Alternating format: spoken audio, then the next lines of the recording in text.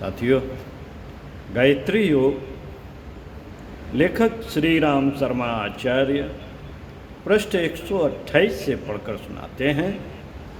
नाद योग। आइए सुनते हैं। निरंजनस्य सुखधाम्नो विश्वमूर्तेः प्रभात्मनः नगर्यां शान्तिरुच्चायां नादाये श्रोत्रनंदनः जायते परमानंदो तन्नाद श्रवणात्तु तत् प्रापणं मतः पुंसाम नाद योगे विचक्षण है। प्रभात्मानम, प्रभा जिसकी आत्मा है, ऐसा जो विश्वमूर्ति सुखधाम्न, सुख का घर, निरंजन से, निरंजन की परमात्मा की सुंदर नगरी में जो कानों को आनंद देने वाले नाद है, तन्नाद श्रवणाति, उन नादों के श्रवण से जो अनंत आनंद प्राप्त होता है, उसके प्राप्त करने को विद्वानों ने पुंसा, मनुष्यों के लिए नाद योग माना है। नह शब्द में नाद योग का संकेत है। शब्द को ब्रह्म कहा गया है क्योंकि ईश्वर और जीव को एक श्रृंखला में बांधने का कार्य शब्द द्वारा ही होता है। सृष्टि की उत्पत्ति का प्रारंभ भी शब्द से हुआ है। पंच तत्वों में सबसे पहले आकाश बना। आकाश की तन्मात्रा शब्द है। अन्य समस्त पदार्थों की भांति शब्द भी दो प्रकार का है, सूक्ष्म और स्थूल। सूक्ष्म और स्थूल। सूक्ष्म शब्द को विचार कहते हैं और स्थूल शब्द को ध्यान। ब्रह्मलोक से हमारे लिए ईश्वरीय शब्द प्रवाह सदैव प्रवाहित होता है। ईश्वर हमारे साथ वार्तालाप करना चाहता है, पर हम में से बहुत कम लोग ऐसे हैं जो उसे सुनना चाहते हैं या सुनने की इच्छा करते हैं। ईश्वर निरंतर एक ऐसी विचारधारा प्रेरित करता है जो हमारे लिए अतीव कल्याणकारी होती है। उसको यदि सुना और समझा जा सके तथा उसके अनुसार मार्ग निर्धारित किया जा सके तो निसंदेह जीवनोद्देश्य की ओर द्रुत गति से अग्रसर हुआ जा सकता है। यह विचारधारा हमारी आत्मा से टकराती है। हमारा अंतःकरण एक रेडियो है जिसकी ओर यदि अभिमुख हुआ जाए, अपनी वृत्तियों को अंतर्मुखी बनाकर आत्मा में प्रस्फुटित होने वाली दिव्य विचार लहरियों को सुना जाए तो ईश्वरीय वाणी हमें प्रत्यक्ष सुनाई पड़ सकती है। इसी को आकाशवाणी कहते हैं। हमें क्या करना चाहिए, क्या नहीं, हमारे लिए क्या उचित है, क्या अनुचित है, इसका प्रत्यक्ष संदेश ईश्वर की ओर से प्राप्त होता है। अंतःकरण की पुकार, आत्मा का आदेश, ईश्वरीय संदेश, आकाशवाणी तत्व, ज्ञान आदि नामों से इसी विचारधारा को पुकारते हैं। अपनी आत्मा के यंत्र को स्वच्छ करके जो इस दिव्य संकेत को सुनने में सफलता प्राप्त कर लेते हैं वे आत्मदर्शी एवं ईश्वर परायण कहलाते हैं। ईश्वर उनके लिए बिल्कुल समीप होता है। वे ईश्वर की बातें सुनते हैं और अपनी उससे कहते हैं। इस दिव्य मिलन के लिए हाड़ मास के स्थूल नेत्र या कानों का उपयोग करने की आवश्यकता नहीं पड़ती। आत्मा की समीप निश्चितता में बैठा हुआ अंतःकरण अपनी दिव्य इंद्रियों की सहायता से इस कार्य को आसानी से पूरा कर लेता है। यह अत्यंत सूक्ष्म ब्रह्म शब्द, यह अत्यंत सूक्ष्म ब्रह्म शब्द दिव्य विचार तब तक धुंधले रूप में सुनाई पड़ते हैं जब तक कसाय कलमश आत्मा में बने रहते हैं। जितनी जितनी आंतरिक पवित्रता बढ़ती जाती है उतने ही यह दिव्य संदेश बिल्कुल स्पष्ट रूप से सामने आते हैं। आरंभ में अपने लिए कर्तव्य का बोध होता है, पाप पुण्य का संकेत होता है, बुरा कार्य करते समय अंतर में भय घृणा लज्जा संकोच आदि का होना तथा उत्तम कार्य करते समय आत्म संतोष प्रसन्नता उत्साह होना इसी स्थिति का बोधक है। यह दिव्य संदेश, यह दिव्य संदेश, यह दिव्य संदेश आगे चलकर भूत भविष्य वर्तमान की सभी घटनाओं को प्रकट करता है। किसके लिए? उसका क्या भवितव्य बन रहा है और भविष्य में उसके लिए क्या घटना घटित होने वाली है, यह सब कुछ उसे प्रकट हो जाता है। और भी ऊंची स्थिति पर पहुंचने पर उसके लिए सृष्टि के सब रहस्य खुल जाते हैं। कोई ऐसी बात नहीं होती जो उससे छिपी हो, परंतु जैसे ही इतना बड़ा ज्ञान उसे मिलता है वैसे ही वह उसका उपयोग करने में अत्यंत सावधान हो जाता है। बाल बुद्ध के लोगों के हाथों में यह ज्ञान पड़ जाए तो वे उसे बाजीगरी की खिलवाड़ खड़ी करने में ही नष्ट कर दें, पर अधिकारी पुरुष अपनी शक्ति का किसी को परिचय तक नहीं होने देते और उसे भौतिक बखेड़ों से पूर्णतया बचाकर उसे अपनी तथा दूसरों की आत्मोन्नत में लगाते हैं। शब्द ब्रह्म का दूसरा रूप जो विचार संदेश की अपेक्षा कुछ स्थूल है वह है नाद। प्रणव योग में हम यह सब बता चुके हैं कि प्रकृति के अंतराल में एक ध्वनि प्रतिक्षण उठती रहती है जिसकी प्रेरणा से आघातों के द्वारा परमाणुओं में गति उत्पन्न होती है और सृष्टि का समस्त क्रियाकलाप चलता है। यह प्रारंभिक शब्द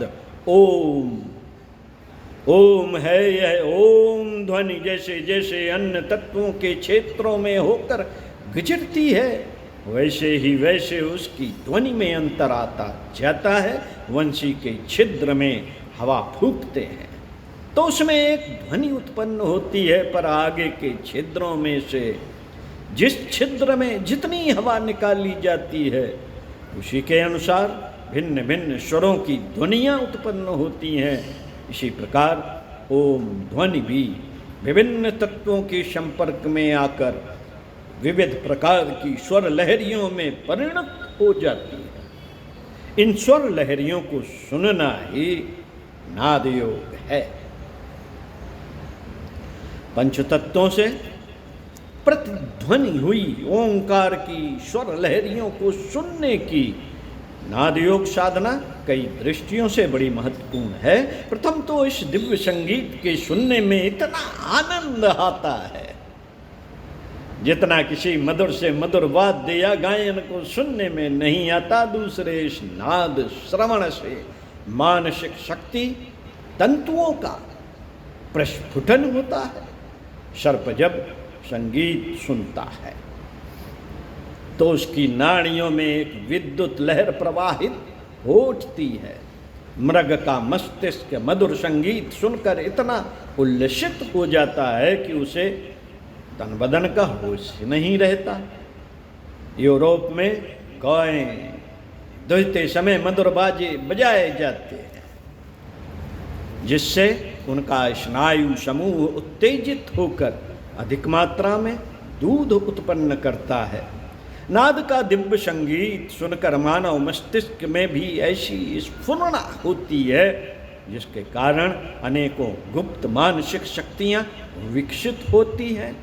इस प्रकार भौतिक और आत्मिक दोनों ही दिशाओं में प्रगति होती है। तीसरा लाभ एकाग्रता है।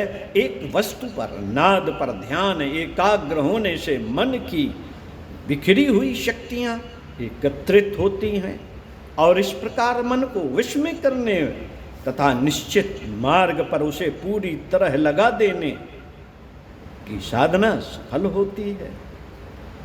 यह सफलता कितनी शानदार है, इसे प्रत्येक अध्यात्म मार्ग का जिज्ञासु भली प्रकार जानता है। आतशी कांच द्वारा 1-2 इंच जगह की सूर्य किरणें एकत्रित कर देने से अग्नि उत्पन्न हो जाती है। मानव प्राणी के सुविस्तृत शरीर में विखरी हुई अनंत दिव्य शक्तियों का एकीकरण ऐसी महान शक्ति उत्पन्न करता है जिसके द्वारा इस संसार को हिलाया जा सकता है। संसार को हिलाया जा सकता है, अपने लिए आकाश में मार्ग बनाया जा सकता है। नाद की स्वर लहरियों को पकड़ते पकड़ते साधक ओम की रस्सी को पकड़ता हुआ उस उद्गम ब्रह्म तक पहुंच जाता है जो आत्मा का अभीष्ट स्थान है। ब्रह्मलोक की प्राप्ति, दूसरे शब्दों में मुक्ति, निर्वाण, परम पद आदि नामों से पुकारी जाती है। नाद के आधार पर मनोलय करता हुआ साधक योग की अंतिम सीढ़ी तक पहुंचता है और अभीष्ट लक्ष्य को प्राप्त कर लेता है। नाद का अभ्यास किस प्रकार करना चाहिए, अब इस पर कुछ प्रकाश डालते हैं। अभ्यास के लिए ऐसा स्थान तलाश कीजिए जो एकांत हो, जहाँ बाहर की अधिक आवाज़ें ना आती हों। तीक्ष्ण प्रकाश इस अभ्यास में बाधक है, इसलिए कोई अंधेरी कोठरी ढूंढनी चाहिए। एक पहर रात जाने के बाद से लेकर सूर्योदय से पूर्व तक समय इसके लिए बहुत अच्छा है। यदि इस समय की व्यवस्था न हो सके तो प्रातः 9 बजे तक और शाम को दिन छिपे बाद का कोई समय नियत किया जा सकता है। नित्य नियमित समय पर अभ्यास करना चाहिए। अपने नियत कमरे में एक आसन या आराम कुर्सी बिछाकर बैठो। यदि आसन पर बैठो तो पीठ पीछे कोई मसनद या कपड़े की गठरी आदि रख लो। यह भी ना हो तो अपना आसन एक कोने में लगाओ। जिस प्रकार शरीर को आराम मिले उस तरह बैठ जाओ और अपने शरीर को ढीला छोड़ने का प्रयत्न करो। ढीला छोड़ने का प्रयत्न करो। भावना करो कि मेरा शरीर रुई का ढेर मात्र है और मैं इस समय से पूरी तरह स्वतंत्र छोड़ रहा हूँ। थोड़ी देर में शरीर बिल्कुल ढीला हो जाएगा और अपना भार अपने आप न सहकर इधर उधर को ढुलने लगेगा। आराम कुर्सी, मसनद या दीवार का सहारा लेने से शरीर ठीक प्रकार अपने स्थान पर बना रहेगा। साफ रुई की मुलायम सी 2 डांटें बनाकर उन्हें कानों से इस प्रकार लगा लो कि बाहर की कोई आवाज़ भीतर प्रवेश न कर सके। उंगलियों से कान के छेद बंद करके भी काम चल सकता है। अब बाहर की कोई आवाज़ तुम्हें सुनाई न पड़ेगी।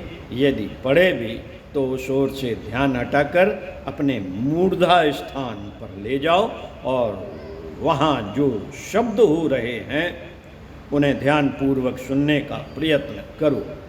आरंभ में शायद कुछ भी सुनाई न पड़े, पर 2-4 दिन के प्रयत्न के बाद जैसे जैसे सूक्ष्म कर्णेंद्रिय निर्मल होती जाएगी वैसे ही वैसे शब्दों की स्पष्टता बढ़ती जाएगी। पहले पहले कई प्रकार के शब्द सुनाई देते हैं। शरीर में जो रक्त प्रवाह हो रहा है उसकी आवाज़ रेल की तरह धक धक धक धक सुनाई पड़ती है। वायु के आने जाने की आवाज़ बादल गरजने जैसी होती है। रसों के पकने और उनके आगे की ओर गति करने की आवाज़ चटकने की सी होती है। यह 3 प्रकार के शब्द शरीर की क्रियाओं द्वारा उत्पन्न होते हैं। इसी प्रकार 2 प्रकार के शब्द मानसिक क्रियाओं के हैं। मन में जो चंचलता की लहर उठती है, मन में जो चंचलता की लहर उठती है, वे मानस तंतुओं पर टकरा कर ऐसे शब्द करती है मानो टीन के ऊपर मेंह बरस रहा हो। और जब मस्तिष्क बाह्य ज्ञान को ग्रहण करके अपने में धारण करता है तो ऐसा मालूम होता है मानो कोई प्राणी सांस ले रहा हो। यह 5 शब्द शरीर और मन के हैं। कुछ ही दिन के अभ्यास से साधारणतः 2-3 सप्ताह के प्रयत्न से यह सब शब्द स्पष्ट रूप से सुनाई पड़ते हैं। इन शब्दों के सुनने से सूक्ष्म इंद्रियां निर्मल हो जाती हैं और गुप्त शक्तियों को ग्रहण करने की उनकी योग्यता बढ़ती जाती है। शब्दनाद श्रवण करने की योग्यता बढ़ती जाती है तो वंशी या सीटी से मिलती जुलती अनेक प्रकार की शब्दावलियां सुनाई पड़ती है। यह सूक्ष्म लोक में होने वाली क्रियाओं की परिचायक है। सूक्ष्म लोक में होने वाली क्रियाओं की परिचायक है। बहुत दिनों से बिछड़े हुए बच्चे को यदि उसकी माता की गोद में पहुंचाया जाता है तो वह आनंद से विभोर हो जाता है। ऐसा ही आनंद सुनने वाले को आता है। जिन सूक्ष्म शब्द ध्वनियों को आज वह सुन रहा है, वास्तव में वह उसी तत्व के निकट से आ रही है जहाँ से कि आत्मा और परमात्मा का विलगाव हुआ है और जहाँ पहुंचकर दोनों फिर एक हो सकते हैं। धीरे धीरे यह शब्द स्पष्ट होने लगते हैं और अभ्यासी को उनके सुनने में अद्भुत आनंद आने लगता है। कभी कभी तो वह उन शब्दों में मस्त होकर आनंद से विह्वल हो जाता है और अपने तन मन की सुध भूल जाता है। अंतिम शब्द ओम का है। यह बहुत ही सूक्ष्म है। इसकी ध्वनि घंटा के समान होती है। घड़ियाल में हथौड़ा मार देने पर जैसे वह कुछ देर तक झंझनाती रहती है, उसी प्रकार ओम का घंटा शब्द सुनाई पड़ता है। ओमकार ध्वनि जब सुनाई पड़ने लगती है तो निंद्रा, तंद्रा या बेहोशी जैसी दशा उत्पन्न होने लगती है। साधक तन मन की सुध भूल जाता है और समाधि सुख का तुरीय अवस्था का आनंद लेने लगता है।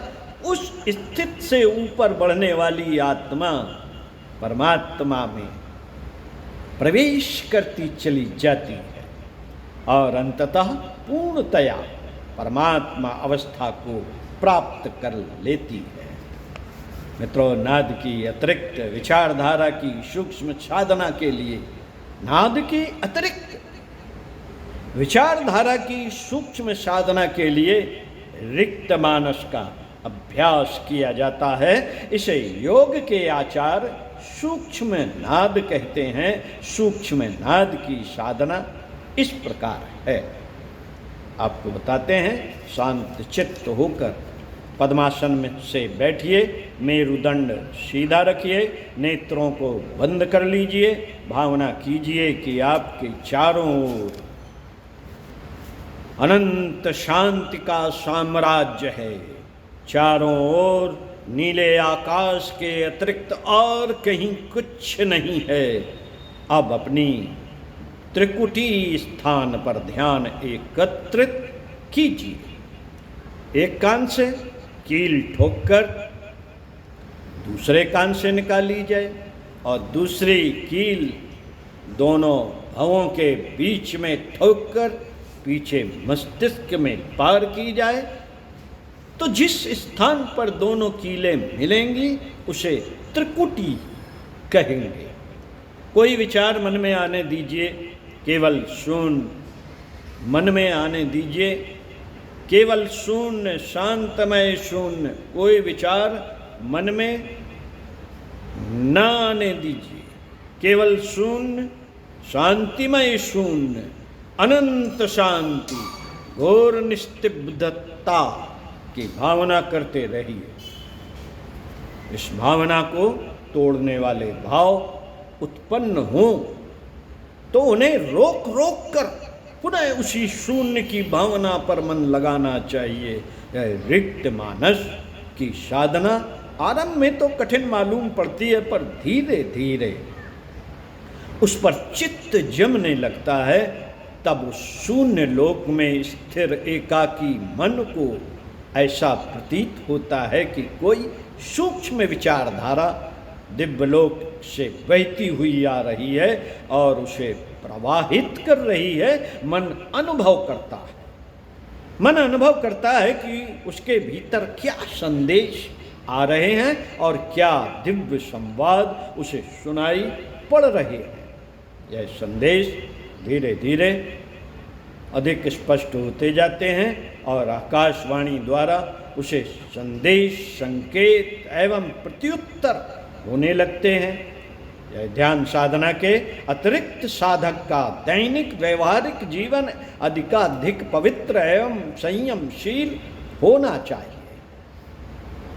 इस ध्यान साधना के अतिरिक्त साधक का दैनिक व्यवहारिक जीवन अधिकाधिक पवित्र एवं संयमशील होना चाहिए, क्योंकि बिना व्यवहारिक पवित्रता एवं शांति के